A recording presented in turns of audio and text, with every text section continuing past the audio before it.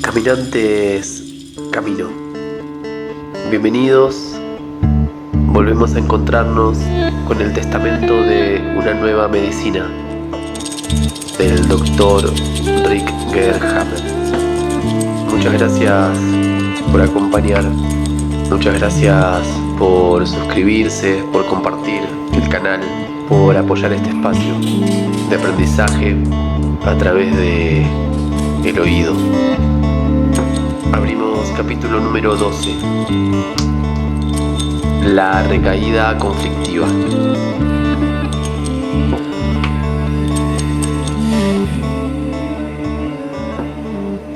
La verdadera recaída conflictiva, el representarse del mismo conflicto originario, forma parte de las cosas que más temo. He visto morir a muchas personas por ello. Incluso sin Hammer, no es un secreto que, por ejemplo, casi ningún paciente sobrevive a una repetición de infarto. Sin embargo, desde que podemos ver claramente en la TAC cerebral el esfuerzo que lleva a cabo el organismo para reparar el propio computer cerebro, podemos tener en cuenta lo difícil que es curar una herida apenas cicatrizada o en vías de cicatrización nuevamente lacerada. Sana con mucha más dificultad y mucho más lentamente que la primera vez. Si nos imaginamos las células cerebrales como un enorme tejido, entonces tenemos que imaginar también las diferentes modificaciones que se producen allí donde sana un foco de Hammer. A. Se forma un edema intra y perifocal.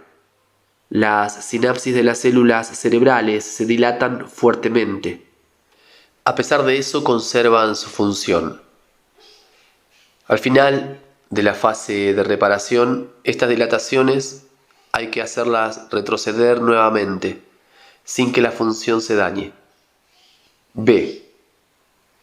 Evidentemente se ve muy afectado el aislamiento de las células cerebrales durante la fase de conflicto activo de la simpaticotonía permanente.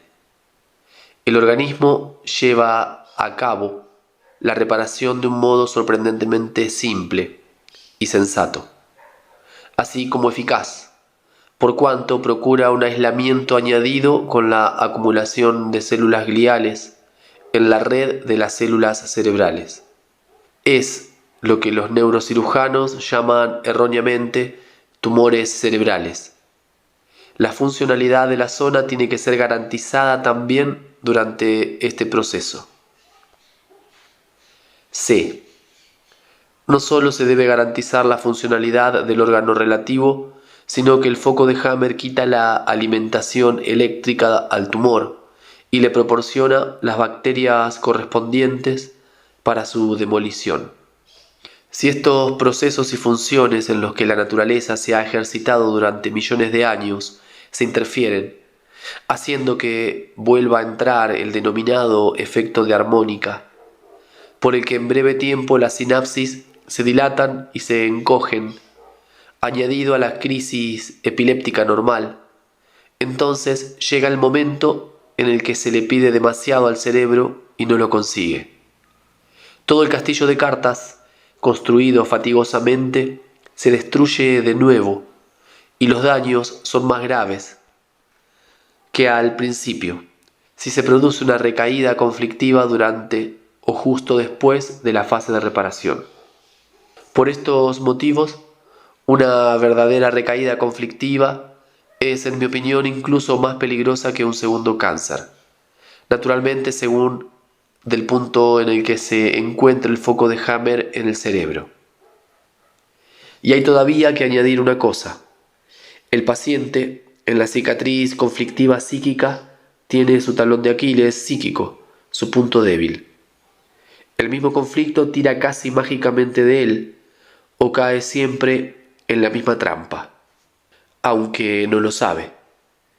He reflexionado largo tiempo llegando a la convicción de que eso está previsto por la naturaleza, De hecho, el programa del ciervo, que ha perdido su territorio a causa de un ciervo joven, en la práctica prevé que tenga que enfrentarse todavía una vez con el invasor. De hecho, solo este puede ser el sentido de la simpaticotonía permanente, que el ciervo se ponga en condición de defender sus posibilidades y de recuperar su propio territorio.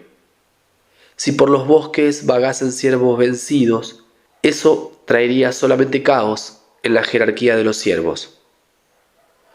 Por analogía, tenemos que imaginar que también sea así para los hombres. He visto tantas recaídas conflictivas con fin nefasto, insensatas y del todo innecesarias desde el punto de vista lógico-racional, que he tenido que aceptar oficialmente esta visión. El momento más peligroso para sufrir una recaída conflictiva no es el comienzo de la fase PCL, como podemos comprender por cuanto hemos dicho anteriormente, sino el final de la fase de reparación, o incluso el inicio de la fase de normalización. La recaída lacera completamente la vieja herida en los tres planos y causa el efecto armónica a nivel cerebral.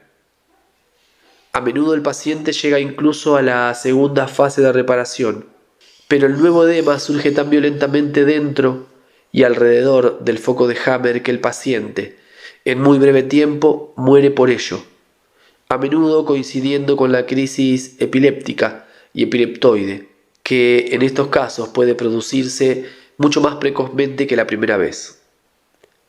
Un pequeño ejemplo. Una paciente diestra, tras la menopausia, tenía varios conflictos de los cuales no hablaré para simplificar. Había superado todos los síntomas orgánicos, uno tras otro. Al final sufrió un DHS a causa de una pelea con el marido, por culpa de la suegra, que día tras día le hacía la vida imposible, por lo que dice la paciente. Después de algún tiempo la suegra murió y desde entonces se descubrió el carcinoma de los conductos biliares.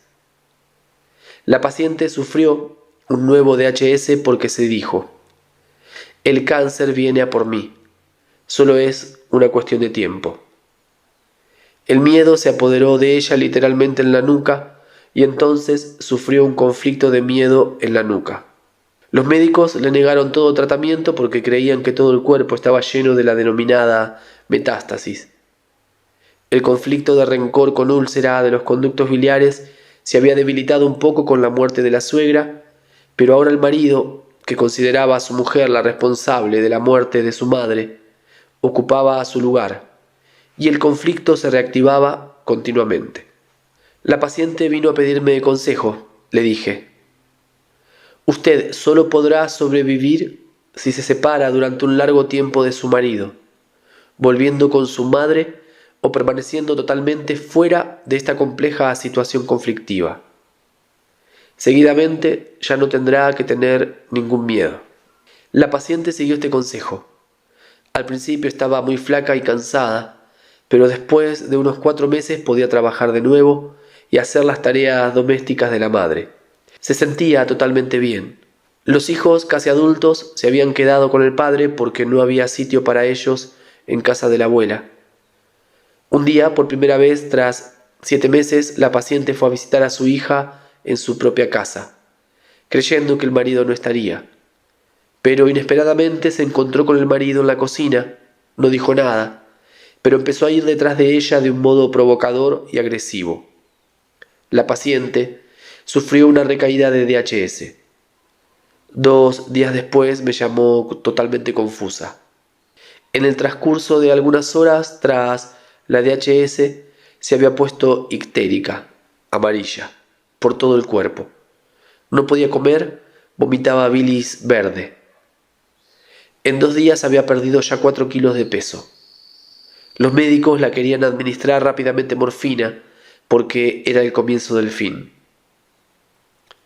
La tranquilicé diciendo que la había avisado, pero dado que la recaída conflictiva había durado relativamente poco, estaba seguro que si se hubiese quedado con su madre sin dejar que el miedo entrara en ella, también este asunto habría terminado, como muy tarde en una semana. Así fue. Después de 10 días me llamó de nuevo para decirme que el icterus había disminuido rápidamente y que ahora estaba bastante bien. Solo estaba flaca y cansada, pero volvía a tener apetito. Sabiendo bien lo que le sucedió la última vez, ya no tenía miedo. Comenzó a ocuparse de las cosas de la casa.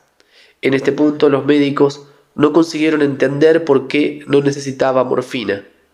Dado que tenía los 5 tipos de denominada metástasis, no podía curarse, según ellos. Sin embargo, sí que se puede. Y quiero hablar también de un caso que tuvo un final mortal. Un paciente sufrió un DHS cuando su mujer fue operada por una oclusión intestinal y tras pocos días tuvo que ser intervenida por segunda vez. El marido se enfureció mucho porque pensó que el cirujano había metido la pata. Probablemente se trataba de un ilio paralítico y el cirujano no había podido hacer nada. Pero el marido veía las cosas de otro modo y consideró que los cirujanos no eran buenos profesionales. Su cólera duró 6 semanas, hasta que la mujer dejó el hospital. Y tras otros 14 días el hombre se calmó y el conflicto se resolvió. Se le diagnosticó un carcinoma de hígado, porque su vientre se había hinchado por un comienzo de ascitis. La ascitis es la fase de PCL de un conflicto de ataque contra el vientre, por la mujer, precedida de una mesotelioma peritoneal. Después de algunos errores de la medicina clásica que no quiero describir aquí, la ascitis desapareció. El carcinoma del hígado había comenzado claramente a curarse.